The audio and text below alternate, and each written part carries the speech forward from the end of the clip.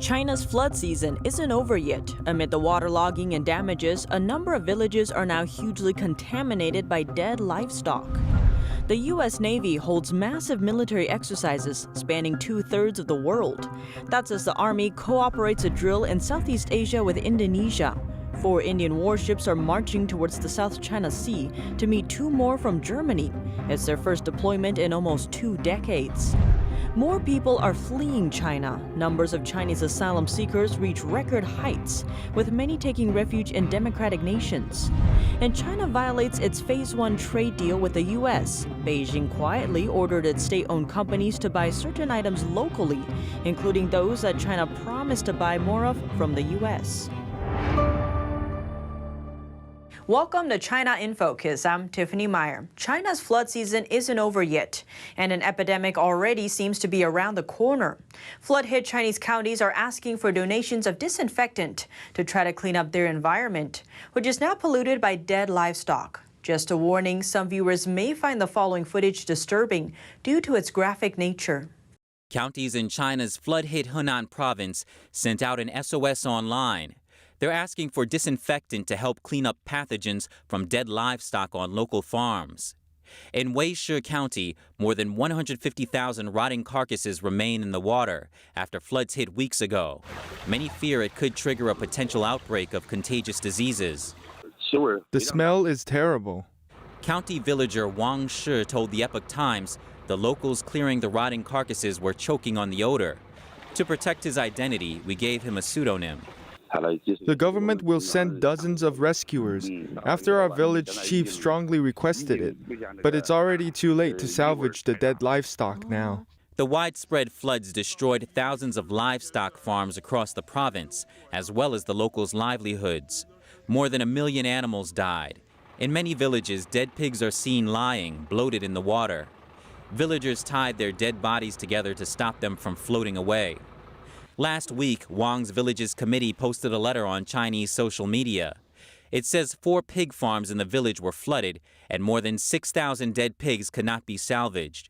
In one sentence, the letter reads, "The stench is so bad that they are about to rot." The village committee urgently appealed to all levels of the regime for help, from disposing of the dead pigs to aerial disinfection and epidemic prevention. At the end of the letter, the words read, "Urgent, urgent, urgent." As for local livestock farm owners, Wang says their loss is so big they don't want to live anymore. Our county has 4 pig farms. The biggest one had 5,000 pigs. The rest had about 3,000 pigs. Floodwaters hit these farms all of a sudden. They couldn't relocate. Floods wiped out the whole pigsty and water reached to almost 80 inches there. Wang says the pigs lived for about 3 days in the water, then they died. It's been 10 days now. They are all dead. None of them left. Wang says the total loss in his village is over $6 million, which is a huge amount of money for villagers in China's rural areas.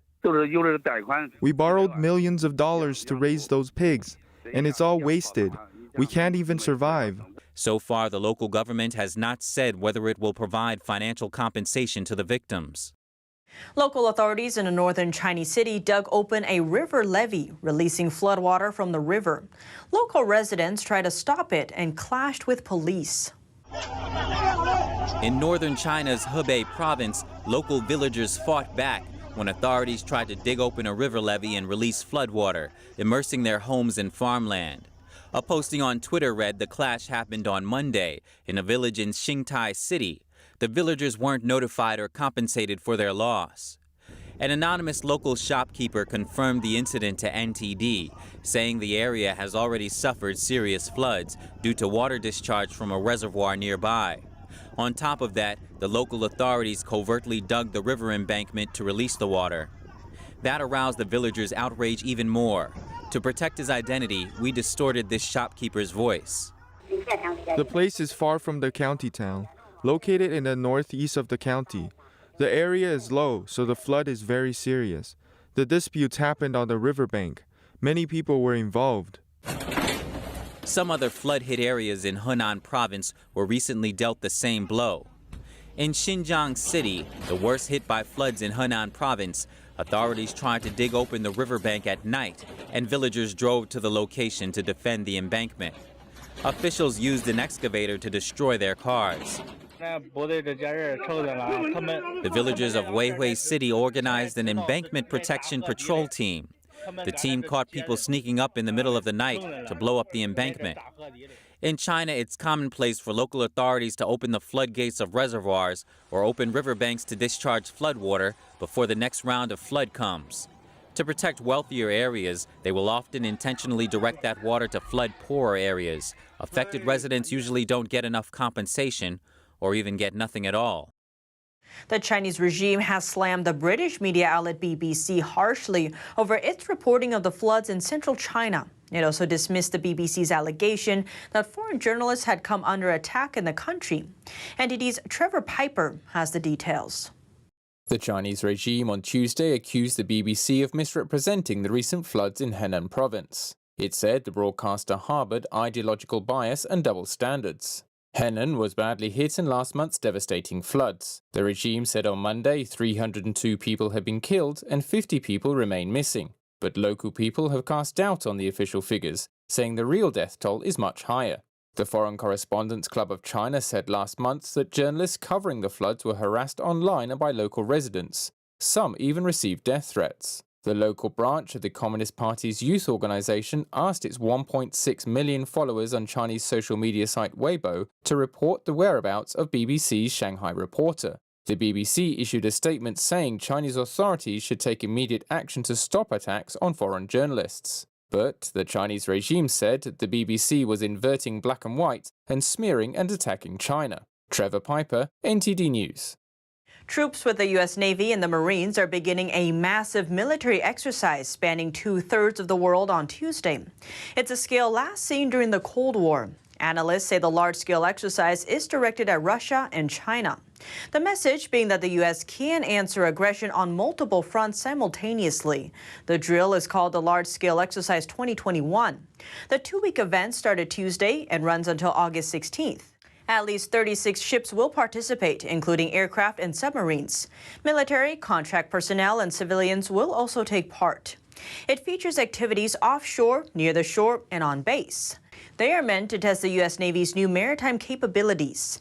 A U.S. Navy commander explained in a Navy press release, large-scale exercise will test our commanders across the spectrum of naval warfare, from the tactical to the strategic, to demonstrate the worldwide fleet's ability, from the open ocean to the littoral. While the exercise only includes U.S. forces, future drills are planned to involve allied forces as well. The U.S. Navy's top officer says the exercise represents a path to the future. In addition to the U.S. Navy's war game, America's Army is taking part in another drill in Southeast Asia. Almost 5,000 Army personnel are joining the largest ever Garuda Shield exercise. It's a two-week joint drill between Indonesia and the United States. It's been held annually since 2009, but this year's edition is the exercise's largest scale to date. The joint drill kicked off Sunday in Indonesia and is set to conclude August 14th. Ties between Beijing and Berlin appear to be souring. That's after a German warship headed for South China Sea on Monday for the first time in almost 2 decades. The warship Bayern plans to cross the disputed waterway sometime in December. It's requested a port visit in Shanghai. But China's foreign ministry says the request will not be considered without more information, and that Berlin either has to clarify its intentions for sending the warship through the South China Sea or forget about the Shanghai visit. Beijing claims swaths of the South China Sea as part of Chinese territory. A number of democratic nations have expanded their military presence in the region to counter Beijing's influence there. But the regime has established military outposts on several artificial islands in the region. Berlin officials say the German warship will stick to common trade routes, explaining it won't sail through the Taiwan Strait or enter the 12 nautical miles surrounding any landmass in the region. The Bayern's route includes travel to Australia, Guam, Japan, South Korea, Vietnam, and Singapore, and will return home in December. Tensions persist in the South China Sea. This month, India will send 4 warships to the region. They will undergo a 2-month mission that includes participating in military exercises. Officials said on Wednesday that they will be working with allies to ensure order in the maritime region. The ships will also take part in joint military exercises involving the U.S., Japan, and Australia off the coast of Guam. These 4 countries make up what is known as the Quad. It's an alliance aimed at maintaining peace in the Indo-Pacific, including countering an assertive China. Though India sits more than 1,000 miles away from the South China Sea region, its Navy says the deployment seeks to underscore the operational reach, peaceful presence, and solidarity with friendly countries towards ensuring good order in the maritime domain. The 4 Indian ships include missile destroyers and missile frigates. They will also be sailing through Southeast Asia and the Western Pacific. The deployment comes on the heels of a similar move by the UK Navy. Last month, British aircraft carriers transited through the South China Sea on its way to undertake military exercises. China condemned the move. Vice President Kamala Harris will visit Southeast Asia later this month. She aims to bolster U.S. engagement in an effort to counter the Chinese Communist regime's growing global influence. Harris is headed to Singapore and Vietnam. The Deputy National Security Advisor said the Vice President will emphasize the Biden administration's commitment to a free and open Indo-Pacific region, with a focus on reinforcing regional security in the area. It will mark Harris's 2nd foreign trip and 1st trip overseas as Vice President. It also makes her the first U.S. Vice President to visit Vietnam. She plans to stay in Asia for about a week in August. It's a longer trip than her 2-day tour through Guatemala and Mexico in June. The president has sent some of his top cabinet officials to Asia to show support for U.S. allies and counter aggression by the Chinese regime in the region. The number of Chinese asylum seekers worldwide is reaching record highs. Chinese citizens seeking refuge in 2020 increased 7-fold compared to 2012. It's a possible sign that China's human rights situation has deteriorated over the years. NTD's Don Ma has more. The number of Chinese citizens seeking asylum overseas has increased over 600% from 2012 to 2020. That's according to data from the UN High Commissioner for Refugees. In that time, over 600,000 have applied for asylum. Many are fleeing China as a result of the Chinese regime's oppression. About 70% of asylum seekers sought refuge in the U.S. in 2020. Many people travel overseas on tourist or business visas, and after arriving, they apply for refugee status. These asylum seekers come from all walks of life, with one thing in common: being victimized by the Chinese regime. These people are lawyers, businessmen, religious believers, and many others. Many lawyers persecuted in China are those that work to uphold human rights. Many of them face arrest, trial, and even jail time. That's why human rights lawyer Wu Xiaoping fled China in 2019. He was targeted by Chinese authorities after he tried to defend a Falun Gong practitioner in court. Falun Gong is a spiritual meditation practice. The Chinese regime launched a brutal persecution campaign against it in 1999, despite its widespread popularity in the country before that.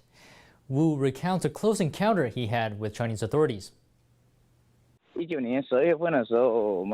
and my friends and other human rights lawyers were having a dinner party. Because this was a large gathering, we were tracked down by the CCP.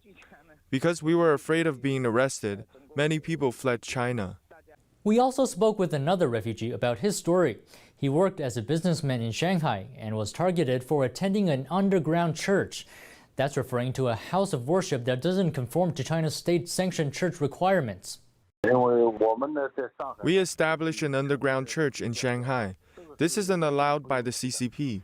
They started arresting people. I managed to escape. At the time, I had a 10-year visa. I bought a $1,500 plane ticket and came to the U.S.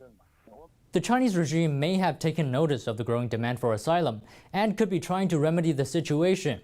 According to reports, authorities are issuing 98% fewer Chinese passports to its citizens compared to just 2 years ago. Don Ma, NTD News. China's top authorities quietly order state-owned entities to buy local on certain items, including those that China promised to buy more of from the U.S. A sheer violation of Beijing's promise to the World Trade Organization and the spirit of China's Phase 1 trade deal with the U.S. Beijing issued new procurement guidelines in May, under the table, according to Reuters. The guidelines were reportedly issued by China's Ministry of Finance and its Ministry of Industry and Information Technology. The document lists over 300 items, and Beijing requires state-owned companies to buy 25% to 100% local content for these items. They range from medical equipment to animal husbandry and scientific research needs. A former U.S. government official obtained a copy of the catalog and read some of it to Reuters. He told them Beijing is building fresh barriers for foreign suppliers. The official asked to stay anonymous. He said China promised not to issue such internal documents when it joined the World Trade Organization. The document also violates the U.S.-China Phase 1 trade deal from 2020. For example, China agreed to buy more medical devices from the U.S. under the terms of the deal, and now Beijing is requiring hospitals to buy local. The official says they need to reduce barriers, not create new ones.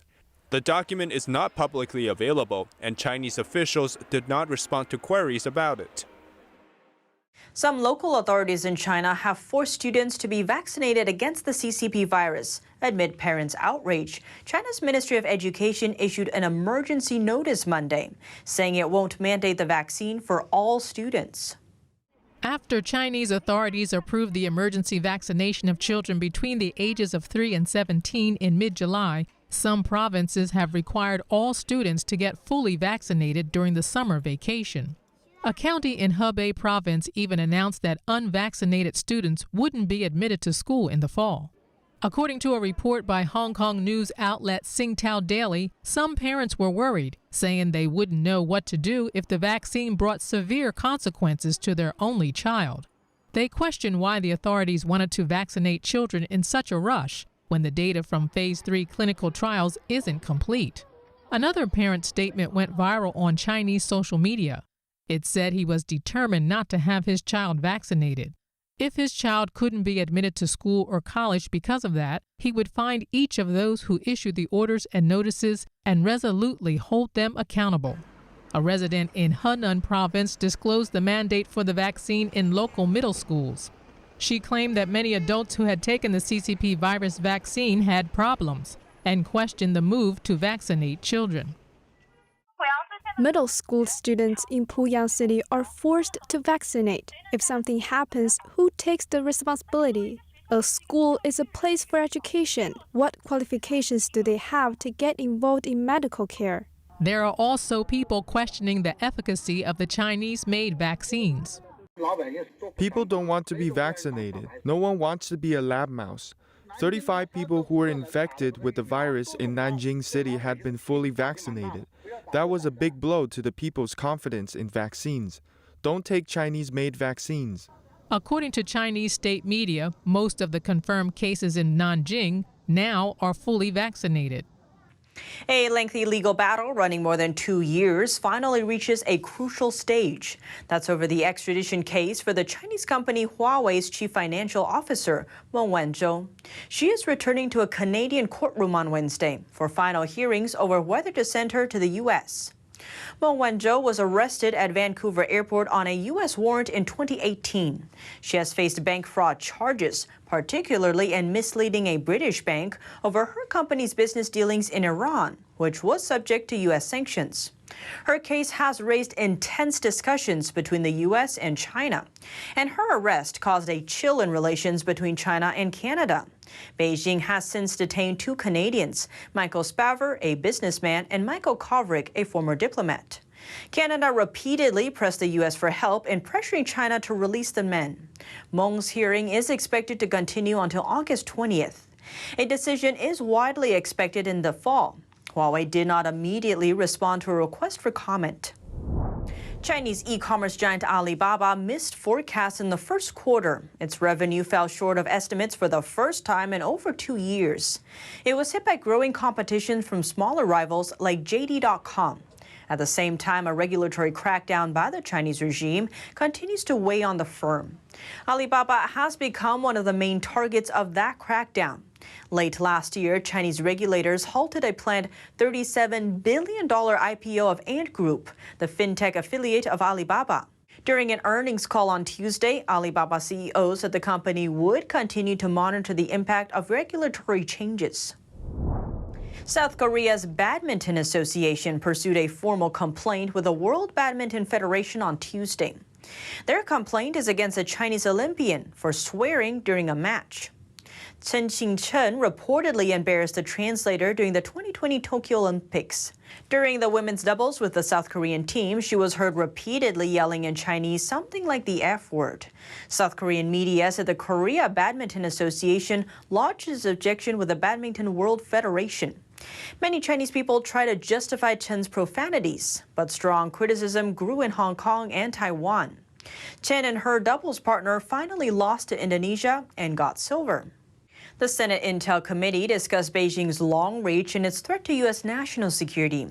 Panelists noted that Hollywood is desperate for China's market, which has given the Chinese Communist Party control over what Americans are allowed to know about the regime through their content.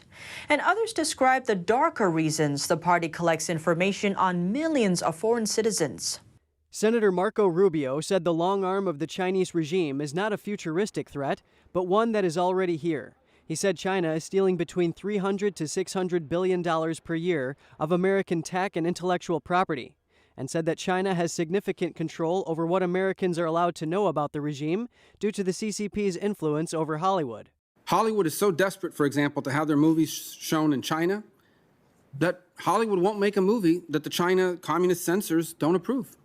On Wednesday, Rubio reintroduced his bill combating the Chinese Communist Party's political influence in the U.S. It would require the Secretary of State and the Director of National Intelligence to create a report on the regime's malign actions. Those include manipulation of the press, economic coercion, and other influence ops. His bipartisan bill would also require a strategy be made to protect U.S. citizens who are Chinese, Uyghur, or Tibetan from the regime's threats. What's more, former Deputy National Security Advisor Matthew Pottinger offered insight on the regime's information operations. He says compiling dossiers or collections of documents on people is typical of Leninist regimes, but he says Beijing's penetration of 5G networks around the world has taken this to a new level. The party now compiles dossiers on millions of foreign citizens around the world, using the material that it gathers to influence and target and intimidate, reward, blackmail, flatter, and humiliate, and ultimately divide and conquer. Another panelist, Bill Evanina, who is a former counterintel expert, gave a written testimony. He wrote that Beijing has stolen enough sensitive data to make a dossier on every single American adult, and on many American children, too, who are susceptible under the communist regime's rules of political warfare. Kevin Hogan, NTD News. And that's all for today's China in Focus. Thanks for watching, and see you tomorrow.